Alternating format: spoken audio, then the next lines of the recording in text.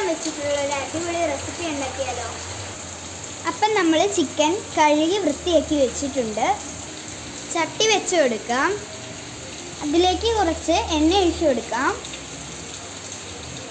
അതിലേക്ക് കുറച്ച് പെരിഞ്ജീരകം ഇട്ട് പൊട്ടിക്കാം. ഇനി അതിലേക്ക് കുറച്ച് കറിവേപ്പിലയും കൂടി ഇടാം. അരിഞ്ഞു വെച്ചിരിക്കുന്ന സവോള ഇട്ട് കൊടുക്കാം.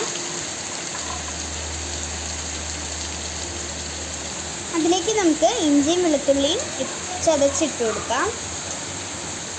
കൂടെ നമുക്ക് എരിവിനായിട്ടുള്ള പച്ചമുളക് ഇട്ട് കൊടുക്കാം. ഈ കറിയിൽ നമ്മൾ മുളക് പൊടിയൊന്നും യൂസ് ചെയ്യുന്നില്ല. ഇനി കുറച്ച് ഉപ്പും കൂടി ഇട്ട് കൊടുത്തിട്ട് നല്ല പോലെ വഴറ്റിയെടുക്കാം. അപ്പോൾ ഈ സവോള എല്ലാം ഒന്ന് വഴന്നി വരട്ടെ. അപ്പോൾ സവോള ഒന്ന് വാടി വന്നിട്ടുണ്ട്. ഇനി അതിലേക്ക് കുറച്ച് മഞ്ഞൾപ്പൊടി ഇട്ട് കൊടുക്കാം. ആവശ്യത്തിന് മല്ലിപ്പൊടി ഇട്ട് കൊടുക്കാം.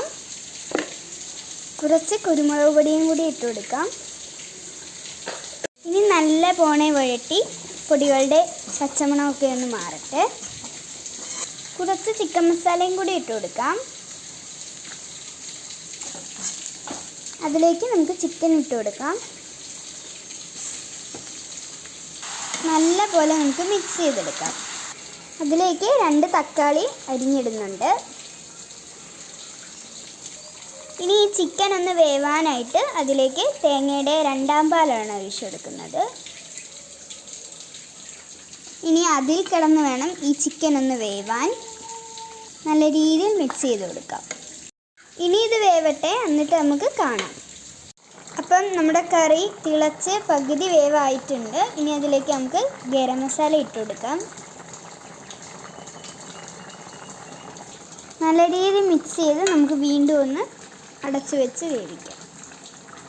അപ്പോൾ ഗായ്സ്, നമ്മുടെ ചിക്കൻ ഇവിടെ നല്ല രീതിയിൽ വെന്ത് കുറുകി വന്നിട്ടുണ്ട്. ഇനി അതിലേക്ക് കുറച്ച് മല്ലിയില ഇട്ട് കൊടുക്കാം.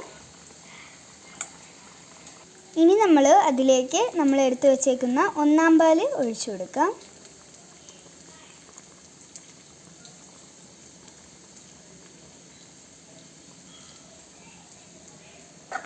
നല്ല രീതിയിൽ ഒന്ന് മിക്സ് ചെയ്തെടുക്കാം.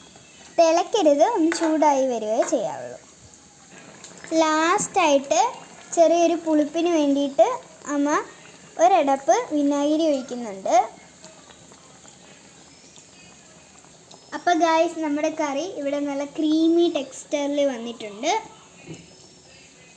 അപ്പം എല്ലാവരും ഇതൊന്ന് ട്രൈ ചെയ്ത് നോക്കണം. അടുത്തൊരു വീഡിയോ ആയിട്ട് വരുന്നതിന് മുന്നിൽ tata bye bye, see U.